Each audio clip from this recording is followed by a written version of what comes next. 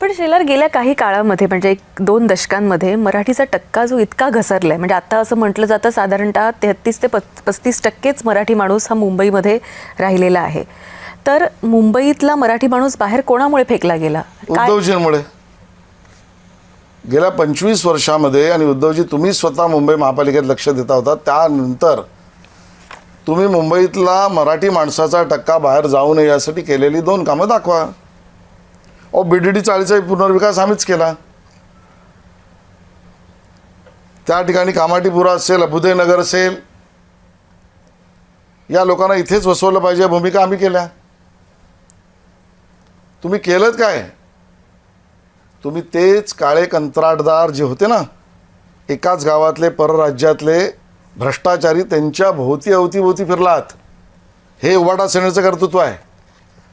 आणि मग त्यांच्या वसुलीसाठी वाजेला लावलत. हे प्रकरण अजून चालू आहे. म्हणजे खरं तर मी म्हणेन मराठी माणसावर संपूर्ण आसूड आणि उपटं काढायचं काम उद्धवजींच्या पक्षाने केलेलं आहे. आणि म्हणून आज ज्यावेळेला देवेंद्रजी असतील, एकनाथजी असतील, हे ज्यावेळेला मुख्यमंत्री झाले त्यानंतर आपण बघतो आहोत गिरणी कामगारांच्या पात्रतेचा विषय पुढे गेला, पोलिसांच्या घरांच्या विकासाचा विषय पुढे गेला, BDD चाळीतल्या पोलिसांना घरं तिथे मिळाली पाहिजे याचा निर्णय झाला, BDDतल्या चाळीतल्या राहणाऱ्या लोकांचा निर्णय झाला, झोपडपट्टीत राहणाऱ्या माझ्या मुंबईकर मराठी माणसाला भाडं मिळत नव्हतं त्यासाठी काटेकोर कायदे झाले, मुंबई महापालिकेने आपले भूखंड घरनिर्मितीसाठी टेंडर काढले. हे आत्ता झालं. तुमच्या काळात का नाही झालं? येतील नाही सगळे प्रश्न येतील, विचारणार आम्ही. बरं, ते म्हणतात की बेस्टच्या निवडणुकीमध्ये आम्हाला माहितीच नव्हतं अशी निवडणूक घडते. हो ना, त्यामुळे आम्ही लक्षच नाही दिला. 5 दिवस जे मीडियावर चालू होतं ना की दोघं एकत्र पडल्यावर भोपळा, म्हणून म्हटलं ना मी 0+0=0. त्या दोघांनी जर एकत्र येणार असतीलच तर त्यांनी निवडणूक चिन्ह त्यांचं भोपळा ठेवावं. भोपळा त्यांना सोयीचा आहे, कारण तो BSTत मराठी माणसांनी दिला.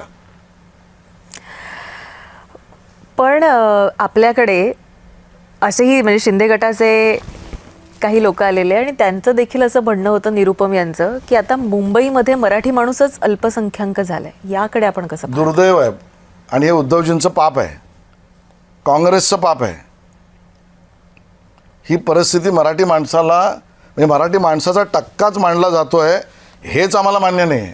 आणि ही परिस्थिती ज्यांनी आणली त्यांना बिलकुल मुंबईकर सोडणार नाही.